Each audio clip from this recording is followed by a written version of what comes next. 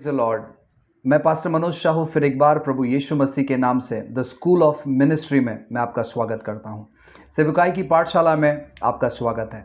आशा करते हैं कि परमेश्वर इन दिनों में आप लोगों का मार्गदर्शन कर रहे हैं, अगुवाई कर रहे हैं और परमेश्वर के आत्मा के द्वारे आप चलाए जा रहे हैं। और मैं विश्वास करता हूं कि इन दिनों में आप परमेश्वर के वचन के प्रति भूखे और प्यासे हैं और परमेश्वर का वचन जो है वो आपको तृप्त कर रहा है। प्रियो, मैं आपको कहना चाहता हूं कि परमेश्वर बहुत भला है और आज बहुत ही विशेष सेवकाई की पर हम गौर करने पर है, क्योंकि ये सेवकाई बहुत सारे लोगों के जीवन में है और बहुत सारे लोग इस सेवकाई में जुड़े हुए हैं और वो सेवकाई है पास्टर्स, रखवाले या शेफर्ड्स। आइए हम उसके बुनियादी वचन को पढ़ते हैं और परमेश्वर जिस प्रकार हमारी अगुवाई करेंगे, पवित्र आत्मा जिस प्रकार हमारी अगुवाई करेंगे, उन वचनों को हम आप तक पहुंचाएंगे। बाइबल कहता है, इफिसियों की किताब अध्याय 4 और वचन 11 और 12 में पढ़ता हूं, आप ध्यानपूर्वक सुने। और उसने कुछ को प्रेरित नियुक्त करके और कुछ को भविष्यवक्ता नियुक्त करके और कुछ को सुसमाचार सुनाने वाले नियुक्त करके और कुछ को रखवाले और उपदेशक नियुक्त करके दे दिया, जिससे पवित्र लोग सिद्ध हो जाए और सेवा का काम किया जाए और मसीह की देह उन्नति पाए। हालेलुया। बाइबल कहता है कि परमेश्वर ने इस 5 प्रकार की सेवकाई को नियुक्त किया। पहली जो सेवा है वो है प्रेरितों की, दूसरी जो सेवा है वो है भविष्यवक्ताओं की, तीसरी जो सेवा है वो है सुसमाचार प्रचारकों की और चौथी जो सेवा है वो है रखवाले या पास्टरों की और 5वीं जो सेवा है वो है टीचरों की, उपदेशकों की।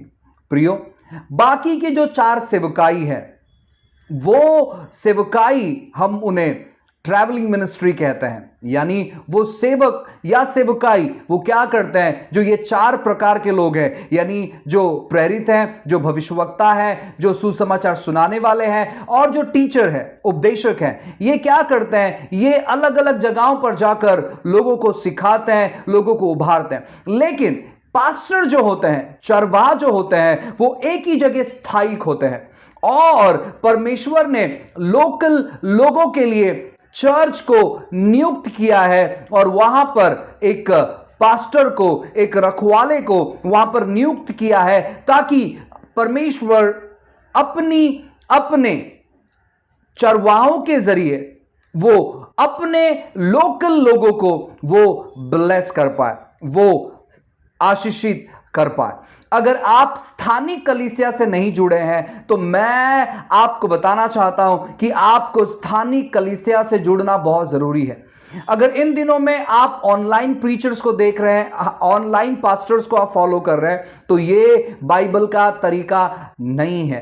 परमेश्वर ने पास्टरों को इसलिए नियुक्त किया है ताकि वो स्थानिक तौर पर आपको हर एक बातों में सपोर्ट कर पाए, आपको परमेश्वर की बातों में आपको उभार पाए परमेश्वर के कार्य के लिए। इसीलिए आज ही अगर आप अपने स्थानीय कलीसिया को छोड़कर ऑनलाइन कलीसिया को अगर आपने ज्वाइन किया है तो मैं आपसे कहना चाहता हूं, आप ऑनलाइन प्रचार जरूर सुनिएगा, लेकिन स्थानिक कलीसिया से, लोकल चर्च में जुड़कर रहिएगा, नहीं तो शत्रु आपको पटकने पर है या शत्रु आपको भटकाने पर है। ठीक है। सो मैं आपसे कहना चाहता हूं कि ये जो 4 प्रकार की जो सेवकाई है ये अलग अलग जाकर लोगों को उभारती है, लोगों को सिखाती है, लेकिन स्थानिक जो पास्टर है वो क्या करते हैं, वो वहीं पर लोगों से हर हफ्ते मिलते हैं, उन्हें सिखाते हैं, उन्हें उभारते हैं और उनके जीवन में वे बदलाव लेकर आते हैं। अगर आप पास्टर हैं, अगर आप पासबान हैं, तो हम आपको प्रोत्साहित उत्साहित करना चाहते हैं अपने सेवकाई को बरकरार रखने के लिए, क्योंकि जब मसीहा आपसे मुलाकात करने आएगा आपको बहुत बड़ा प्रतिफल वो देगा, या तो स्वर्ग के राज्य में मैं कहना चाहूँगा आपके लिए बहुत बड़ा प्रतिफल है। प्रियो, पासबान जो होते हैं वो बहुत सारी पीड़ाओं से गुजरते हैं, पासबान जो होते हैं वो बहुत सारे दुखों से गुजरते हैं। बाकी के जो सेवक है, जो 4 प्रकार की जिस सेवा के बारे में मैंने बात किया, वो लोगों से कभी कभार मिलते हैं, लेकिन पास्टर जो है वो हर बार मिलते हैं। आप ज़्यादातर लोग जो है अपनी समस्याएं, अपनी दुविधा, अपनी परेशानी, अपने दुख, अपनी तकलीफ पासबानों के साथ शेयर करते हैं। और पासबान वो कई सारे लोगों को वो संभालता है, उसे अपना भी लाइफ देखना है और साथ ही साथ कईयों के लाइफ को देखना है, क्योंकि परमेश्वर ने वो जिम्मेदारी उन्हें दी है। और प्रियो, इसीलिए हमारे ऊपर एक चरवाहा होना बहुत ज़रूरी है। आज इस 21वीं सदी के न्यू शिक्षा में, नई शिक्षा में, या तो लोग जो खरी शिक्षा कहते हैं, सच्ची शिक्षा कहते हैं, उसमें वो आपको बताते हैं कि हमें किसी की ज़रूरत नहीं है, लेकिन परमेश्वर ने जो सेवकों को नियुक्त किया है उनकी हमें ज़रूरत है। ठीक है, अब जो पास्टर है, जो पासबान है, हम 5 महत्वपूर्ण बात आपके साथ शेयर करना चाहते हैं जो आपके जीवन में होना ही चाहिए।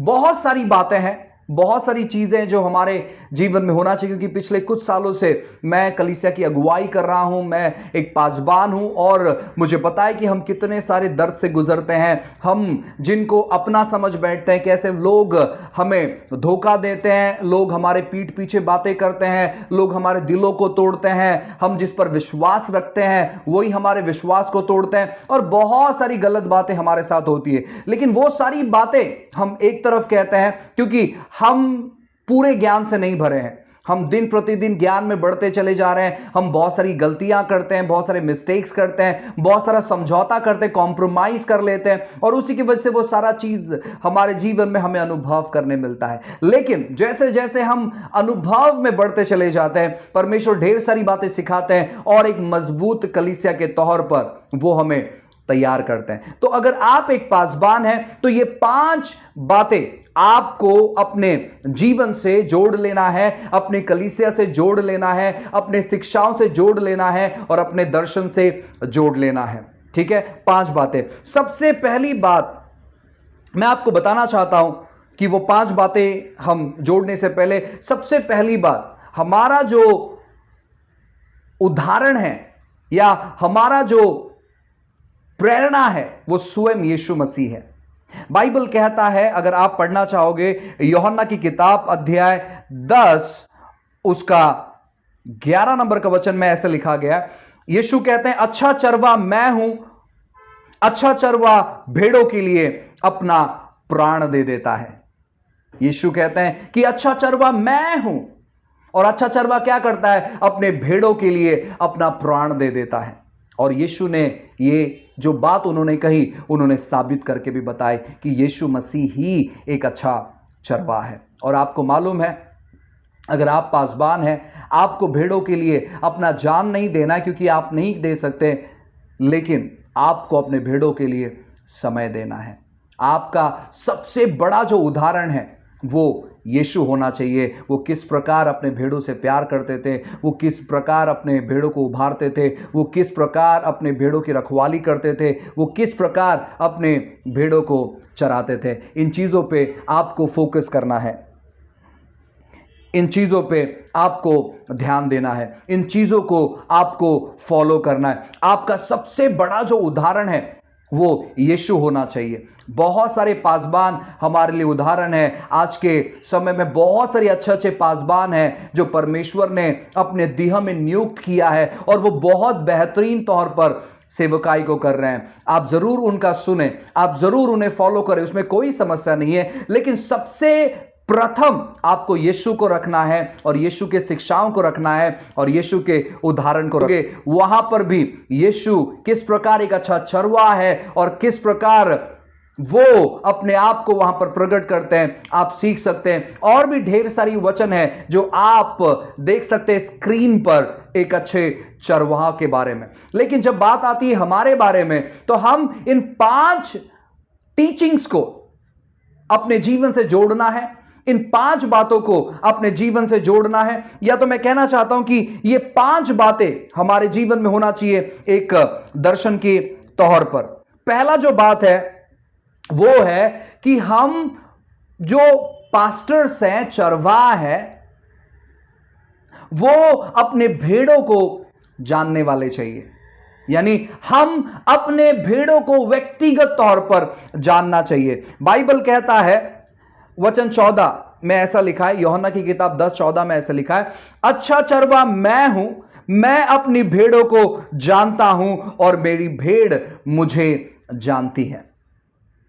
अच्छा चरवा अगर आप हैं या एक अच्छे पास्टर आप हैं, चरवा मतलब पास्टर और पास्टर मतलब चरवा, ये आपको समझना चाहिए। अगर आप एक अच्छे पास्टर हैं तो सबसे पहली बात आपको अपने भेड़ को जानना चाहिए। आपकी भेड़ आपको जान नहीं जाने कोई समस्या नहीं है, लेकिन सबसे प्रथम आपको अपने भेड़ों को जानना, और जब आप अपने भेड़ों को जानोगे आपके भेड़ आपको जानेगी। प्रियो, आज हम काफी सारे कलीसिया को देखते हैं, काफी सारे पास्टरों को देखते हैं जो अपने भेड़ों को नहीं जानते कि उनके झुंड में, उनकी कलीसियाओं में कौन आते हैं। हम उनके ऊपर निगरानी नहीं रखते हैं, हम नहीं जान पाते कि उनके जीवन में क्या चालू है। आपको अगर परमेश्वर ने जिम्मेदारी दी है एक पासबान होने के लिए, या आपका बुलाहट है पासबान होने के लिए, तो बहुत जरूरी है कि आप अपने भेड़ों को जानें।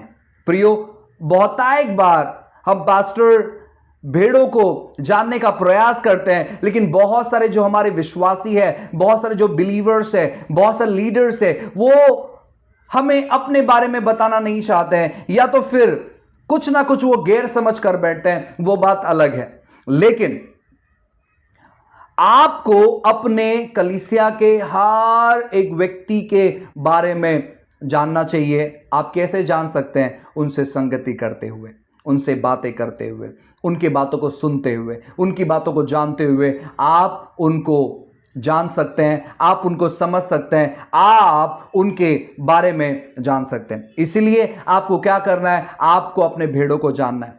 आप सोचे कि आप अपने भेड़ों को कैसे जान सकते हैं। आप जाने कि आप अपने भेड़ों के जीवन के बारे में कैसे जान सकते हैं। आप जाने कि आपके भेड़े किस हाल में हैं। आपको इन चीजों का अनुमान लगाना है, और आपको आपके जो भेड़ है, आपके जो लोग हैं, परमेश्वर ने जो आपको दिए हैं, उनके बारे में जानने के लिए आप जो भी योजना तरकीब लगाना चाहते हैं, आप उन तरकीब को, उन योजना को कर सकते हैं, आप लगा सकते हैं। दूसरी बात, आप अपने भेड़ों को अच्छा भोजन खिलाने वाला चरवा आप बनना चाहिए, या आपको यह मालूम होना चाहिए कि आपके जो भेड़ है वो अच्छा भोजन कर रहे हैं। यूहन्ना की किताब अध्याय 21 और वचन 15 को हम पढ़ेंगे। आप यूहन्ना की किताब 21 को पूरा पढ़ सकते हैं, वचन 15 तक आप पढ़ सकते हैं, लेकिन मैं 15 नंबर का वचन पढ़ूंगा। लिखा गया है, भोजन करने के बाद यीशु ने शिमोन पतरस से कहा, हे शिमोन यूहन्ना के पुत्र, क्या तू इनसे बढ़कर मुझसे प्रीति रखता है? उसने उनसे कहा, हाँ प्रभु, तू जानता है कि मैं तुझसे प्रीति रखता हूं। उसने उससे कहा, मेरे मेमने को चरा।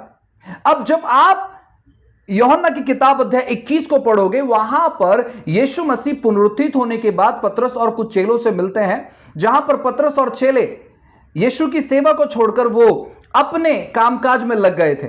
यीशु उन्हें भोजन कराकर तृप्त करते हैं, और जो पतरस है, जो पहला पास्टर हम कह सकते हैं, हालांकि ये अपोस्टल था, ये प्रेरित था, लेकिन साथ ही साथ परमेश्वर ने इसे पासबान होने की जिम्मेदारी भी दी थी। और उनसे वो पूछते कि क्या तू सच में मुझसे प्यार करता है?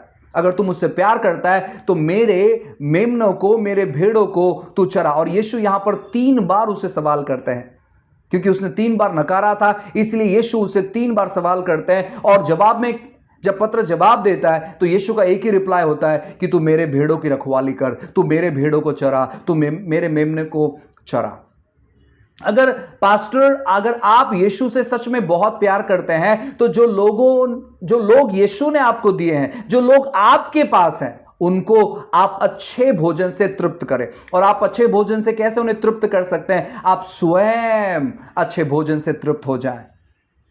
क्योंकि जब आप यीशु से रेवलेशंस को पाओगे, वचन की पढ़ाई करोगे, प्रार्थना करोगे, मध्यस्थी करोगे, जब आप अपने आप को तैयार करोगे, तब आप अपने भेड़ों को तैयार कर सकते हैं, तब आप अपने लोगों को तैयार कर सकते हैं। हम में से बहुत सारे जो पासबान हैं, हम क्या करते हैं? हम अपने भेड़ों को इसलिए तैयार नहीं कर पाते हैं क्योंकि हम खुद की तैयारी नहीं करते हैं। हम खुद की तैयारी कैसे कर सकते हैं? परमेश्वर के वचनों से अपने आप को तृप्त करते हुए, क्योंकि परमेश्वर का वचन आपके जीवन में रेवलेशंस लेकर आता है, और जब रेवलेशन आता है, जब प्रकाशन आता है, तो आप दर्शन में चले जाते हो। आप दर्शन की बातों को जब इंपार्ट करते हो अपने लोगों में, तो आपके लोग जो है ना वो तृप्त होते हैं।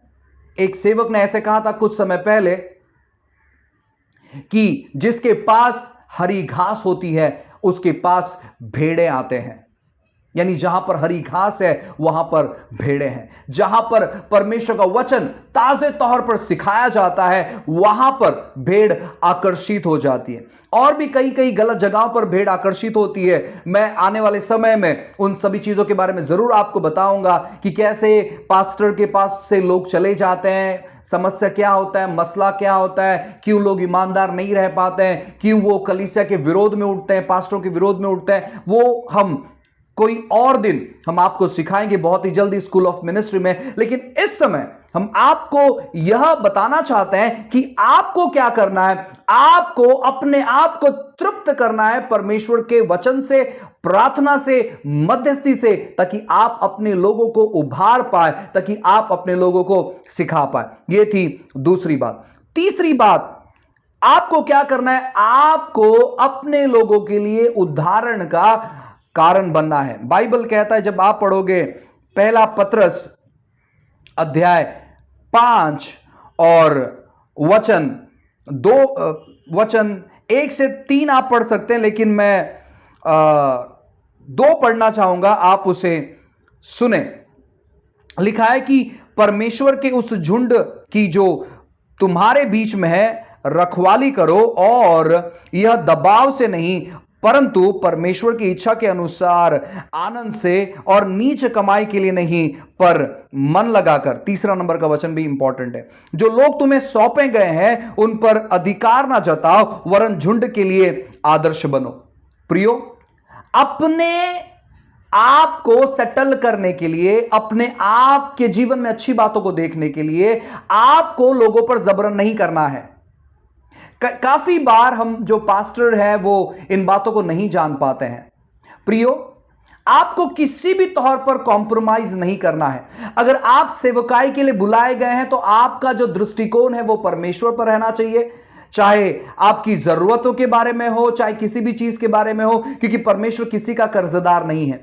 आपको अपनी आंखें लोगों पर नहीं लगाना है। हालांकि वो आपको संभालना चाहिए, हालांकि वो आपके पूरे घर को देखना चाहिए, वो बात अलग है जो कि हम आने वाले दिनों में सिखाएंगे जरूर। लेकिन इस समय आपको अपनी कुछ चीजों को पूरा करने के लिए आपका दृष्टिकोण लोगों पर नहीं होना चाहिए। बाइबल में यहां पर लिखा है कि परमेश्वर के उस झुंड की जो तुम्हारे बीच में है रखवाली करो, और यह दबाव से नहीं परंतु परमेश्वर की इच्छा के अनुसार आनंद से, और नीच कमाई के लिए नहीं पर मन लगाकर। जो लोग तुम्हें सौंपे गए हैं उन पर अधिकार न जताओ, वरन झुंड के लिए आदर्श बनो।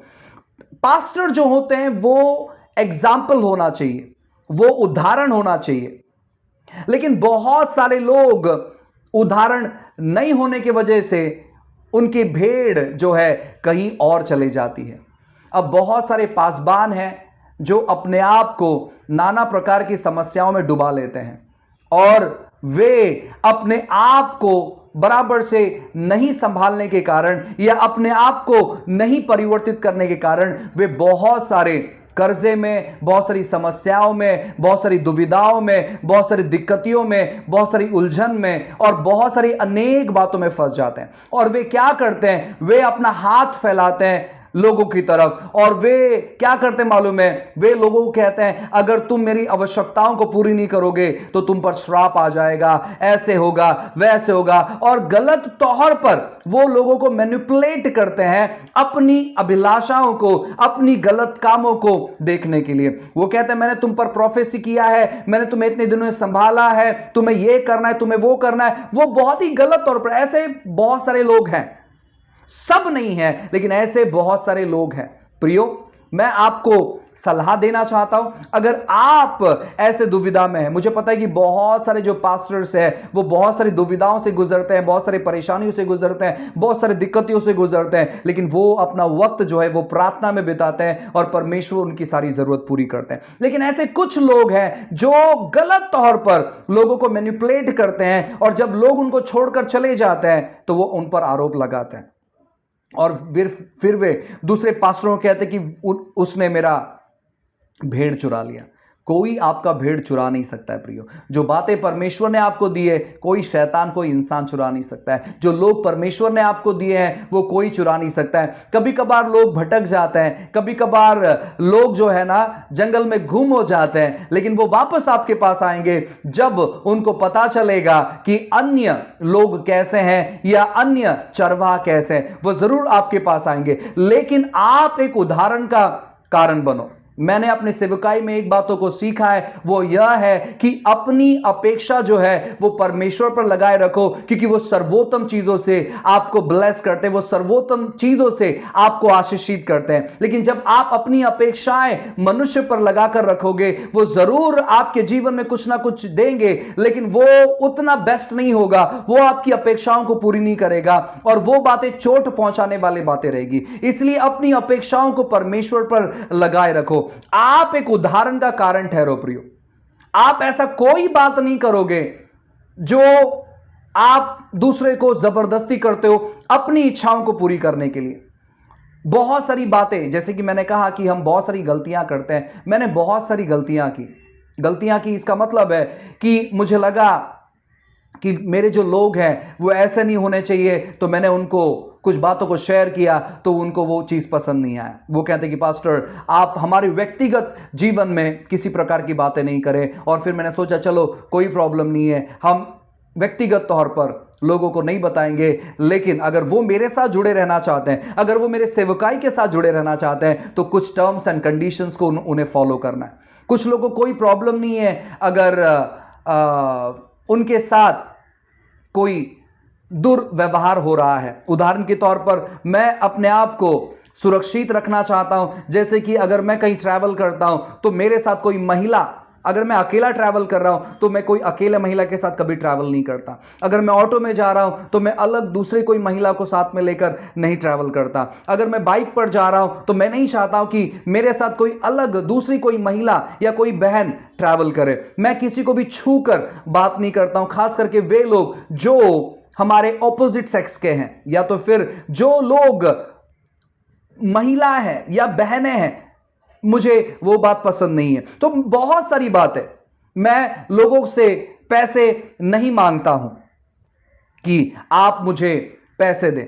हाँ, हमारे जीवन में कभी कभार कुछ कमी घटी आ जाती है, तो ऐसे कुछ लोग हैं जो हमारे से जुड़े हुए हैं, हम उनसे कुछ समय के लिए कुछ पैसे लेते हैं और उन्हें लौटा देते हैं, वो बात अलग है। लेकिन आप प्लीज मुझे सपोर्ट करो, प्लीज मुझे दो। हम इन चीजों में उदाहरण होना चाहिए। आपके चरित्र में आप उदाहरण होना चाहिए, आपके बात करने के रीति में आप उदाहरण होना चाहिए, आपके शब्दों के लिए आप उदाहरण होना चाहिए। आपके शब्द संसारिक नहीं निकले। हर बातों में जैसे मसीह हमारे लिए उदाहरण थे, वैसे ही आपको भी उदाहरण बनना है। यह थी तीसरी बात। चौथी बात, हमारा हृदय जो है एक पिता का हृदय होना चाहिए। हमारा हृदय पिता का हृदय होना चाहिए।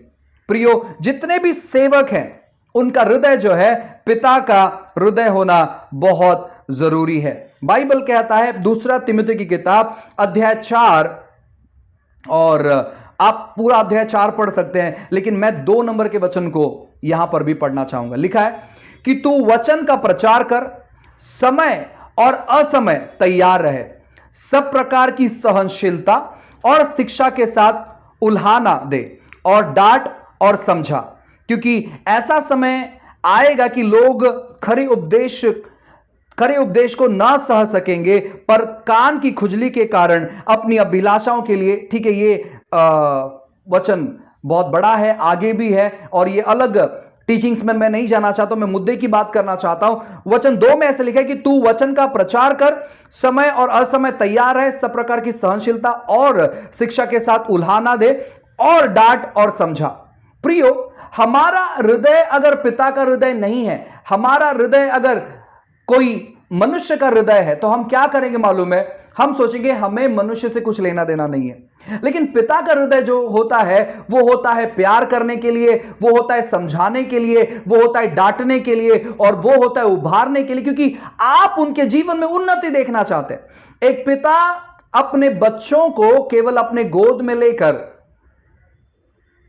3 या 6 महीने से 20 साल तक नहीं संभालता है।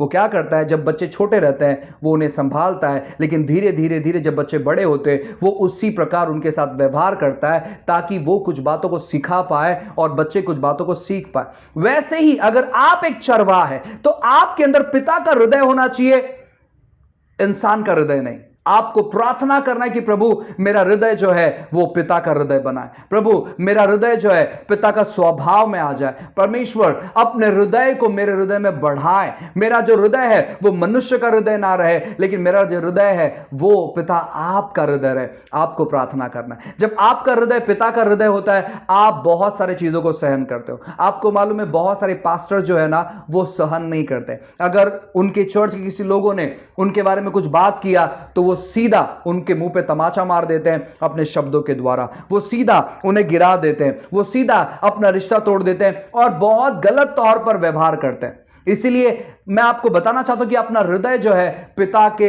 हृदय के जैसे रख। 5वीं बात और आखिरी बात, बाइबल कहता है इफिसियों की किताब अध्याय 4 और वचन 12 में ऐसे लिखा है, जिससे पवित्र लोग सिद्ध हो जाए और सेवा का काम किया जाए और मसीह की दिया उन्नति पाए। यानी 5वीं जो बात है वो आपको नहीं भूलना है और किसी भी प्रकार का कॉम्प्रोमाइज नहीं करना है, समझौता नहीं करना है इस 5वीं बात को पूरा करने के लिए। प्रियो, परमेश्वर ने आपके हाथों में जो लोग दिए हैं, आपका अल्टीमेट टारगेट होना चाहिए उनको सेवा के काम में उभारने के लिए।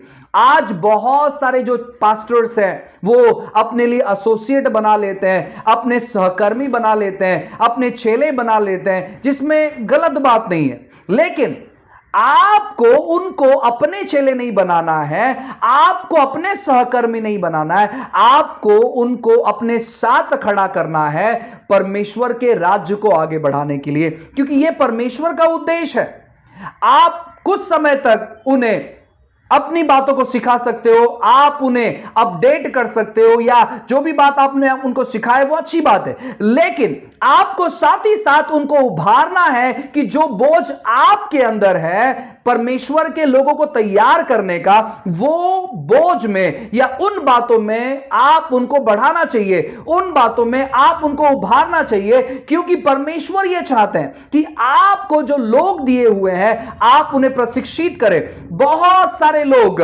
मैंने कुछ लोगों से जब बात करने का प्रयास किया, मैंने उनको कहा कि भाई परमेश्वर ने आपको सेवा के लिए बुलाया है, तो वो लोग नहीं समझे। उन्होंने कहा नहीं नहीं, क्या मैं केवल सेवा ही करूं, मैं मेरा काम धंधा नहीं देखूं। वो बहुत ही गलत तौर पर उन्होंने वो चीजों को ले लिया और दुर्घटनाकालिक वो मुझसे अलग हो गए। उन्होंने कहा कि हम आपके साथ सेवा नहीं कर सकते क्योंकि आप केवल सेवा के बारे में बात करते हैं। मुझे बुलाया ही गया उसके लिए कि मैं सेवा के बारे में बात करूं। प्रियो, हाँ, मैंने बहुत एक बार कॉम्प्रोमाइज करने का प्रयास किया, समझौता करने का प्रयास किया। मैंने कहा यार ये लोग अगर मेरे साथ रहेंगे तो बहुत अच्छा रहेगा, इनको सेवा के काम में नहीं लाना चाहिए। लेकिन मैं आपको बताना चाहता हूं ना, वहां पर वो निर्णय गलत था। मैं आपको कहना चाहता हूं काफी बार हम सेवक लोग कॉम्प्रोमाइज कर लेते हैं, समझौता कर लेते हैं, लेकिन हमको समझौता बिल्कुल नहीं करना है, हमें कॉम्प्रोमाइज बिल्कुल नहीं करना है। खास करके जो 5वीं बात मैंने आपको बताई वो थी कि उन्हें हमें सेवा के लिए तैयार करना है। अगर आपके चर्च में लोग 5-5, 10-10, 20-20 साल अगर